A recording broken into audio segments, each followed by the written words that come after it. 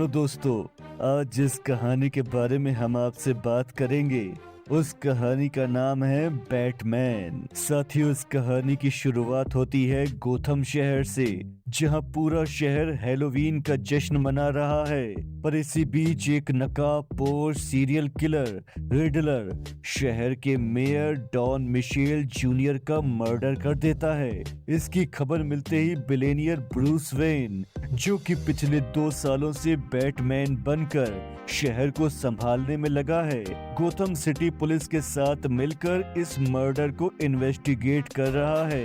वहां उसने कुछ क्लूज एंड पैटर्न्स छोड़े हैं ताकि उसे सॉल्व करके बैटमैन उस तक पहुंच सके। लेकिन तभी लेफ्टिनेंट जेम्स गार्डन को एक इंफॉर्मेशन मिलती है कि रिडलर अब बैटमैन के पीछे है। साथियों, अब हम देखते हैं कि अगली रात रिडलर ने कमीशन पीट सैवेज को मार दिया है और फिर से बैटमैन के लिए एक और क्लू छोड़ दिया है।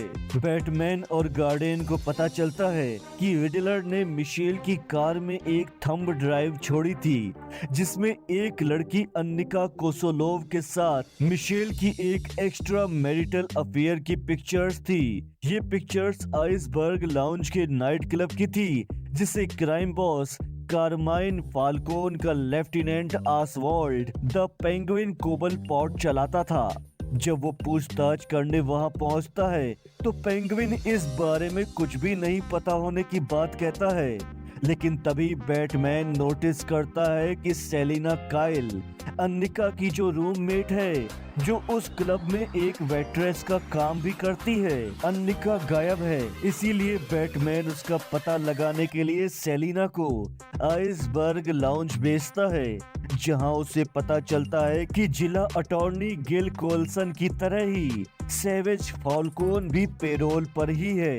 साथियों, इधर हम देखते हैं कि क्लू सॉल्व करते करते बैटमैन कोल्सन तक पहुंच जाता है, पर रिडलर बैटमैन से पहले ही कोल्सन तक पहुंचकर उसे किडनैप कर लेता है। उसके गले में एक टाइम्ड कॉलर बम बांधकर उसे मिशेल के फ्यूनरल को खराब करने के लिए वहां पर छोड़ देता है।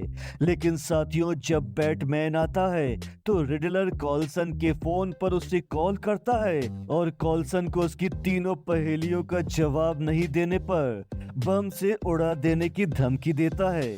वो ऐसे करके कॉल्सन से उसके सारे गुनाह और उसके माफिया लिंक्स उगलवाना चाहता था। लेकिन साथियों, कॉल्सन तीसरी पहेली का जवाब देने से इनकार कर देता है, जिसके साथ ही वहां पर एक जबरदस्त ब्लास्ट होता है। अब तक बैटमैन को समझ आ चुका था कि मारे जाने वाले लोगों का एक दूसरे से किसी तरह के ड्रग डील ऑर्गेनाइजेशन से कनेक्शन है। इसके बाद इधर जीसीपीडी को एक सीक्रेट इन्फॉर्मर से पता चलता है कि ड्रग का एक रैकेट जिसके एक्सपोज होने से गैंगस्टर सल्वातोर मारोनी का प्लान फ्लॉप हो गया और इसके साथ ही वो मारा गया।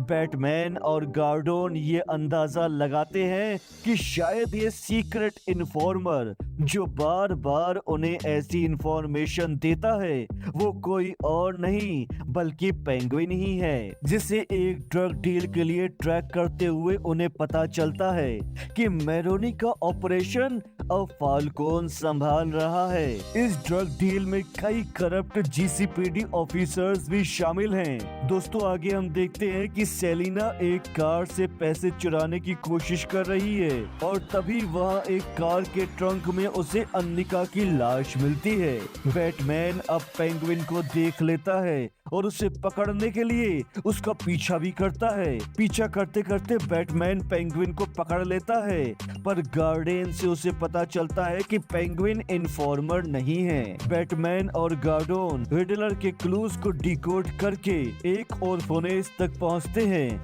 जो ब्रूस के पेरेंट्स थॉमस और मार्था वेन फंड करते थे। उनका भी मर्डर हुआ था। यहाँ पहुंचकर उन्हें पता चलता है कि रिडलर दरअसल वेन फैमिली को पसंद नहीं करता है, क्योंकि उनकी वजह से उसके परिवार को परेशानियों का सामना करना पड़ा। साथियों, आगे हम देखते हैं कि घर पर ब्रूस के बटलर अल्फ्रेड पेनीवर्थ ब्रूस के नाम से आया एक लेटर खोलता है, जो कि खोलते ही ब्लास्ट हो जाता है, जिसके बाद वो हॉस्पिटल में एडमिट है। यहाँ अपने बटलर से ब्रूस को सारी सच्चाई पता चलती है कि थॉमस, जो कि एक टाइम पर मेयर पोजीशन के लिए लड़ रहे थे, दरअसल उन्होंने फाल्कन को एक रिपोर्टर को मारने के लिए काम पर रखा हुआ था।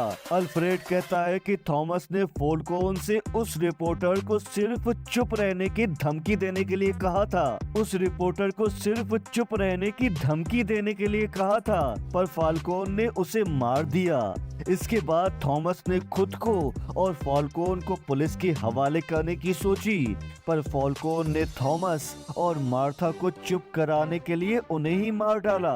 या फाल्कोन का पता लगाते लगाते बैटमैन और गार्डोन पहुंचते हैं, तो देखते हैं कि सेलिना उसकी जान लेने वाली थी। सेलिना से बैटमैन को पता चलता है कि फाल्कोन तो उसके पिता हैं और उन्होंने ही अन्निका को इसीलिए मारा क्योंकि वो इन्फॉर्मर थी। वो फाल्कोन को मारने की कोशिश करती है, लेकिन तभी बैटमैन और गार्डोन उसे रोक लेते हैं। गार्डोन फाल्कोन को गिरफ्तार करता है, लेकिन रिडलर अगले ही पल उसे एक स्नाइपर राइफल से मार देता है। रिडलर पकड़ा जाता है और उसका मास्क निकालने पर उसकी रियल आइडेंटिटी एक फॉरेंसिक अकाउंटेंट एडवर्ड नेस्टन के रूप में सबके सामने आती है। दोस्तों, आगे हम देखते हैं कि उसे अरखम स्टेट हॉस्पिटल में कैद किया गया है, जहां वो बैटमैन को बताता है कि बैटमैन से इंस्पायर होकर ही उसने करप्ट लोगों को मारना शुरू कर दिया। जिस पर बैटमैन उससे कहता है कि तुम में और मुझ में एक फर्क है दोस्त, क्योंकि तुम शहर से बुराई को खत्म करने के लिए लोगों को मार देने में यकीन रखते हो, लेकिन मैं बुराई को मारने में यकीन रखता हूँ, बुरे लोगों को नहीं। नेस्टन बैटमैन को अपने इरादे बताते हुए कहता है कि उसने गोथम के चारों ओर कार में बम लगा दिए हैं और अब वो नेक्स्ट मेयर बेला रियल को मारने वाला है, जिसके लिए उसके लोग पहले ही काम पर लग चुके हैं। उसने बम इस तरह से लगाए थे कि उसके फटने के बाद गोथम के सभी कोस्ट लाइन्स के पास के वॉल्स टूट जाते हैं, जिससे समंदर का पानी शहर में भरने लगता है और बाढ़ आ जाती है। और दोस्तों, इधर नेस्टन के लोग बेला रियल को मारने पहुंच जाते हैं, लेकिन बैटमैन और सेलिना उन्हें रोकने में आखिरकार कामयाब हो ही जाते हैं और बाद में वो बाढ़ में फंसे लोगों की मदद भी करते हैं। यहाँ नेस्टन दूसरी सेल में बंद एक कैदी जोकर से दोस्ती कर रहा होता है। सेलिना के बैटमैन और गोथम शहर को छोड़कर जाने के बाद बैटमैन लोगों को एक बेहतर गोथम शहर बनाने की उम्मीद दे रहा होता है, जिसके साथ ही ये फिल्म यहीं पर खत्म हो जाती है। दोस्तों, ऐसी ही इंटरेस्टिंग वीडियोस के लिए हमारे चैनल को सब्सक्राइब करें और वीडियो को लाइक व शेयर करने के साथ साथ कमेंट करना भी ना भूलें।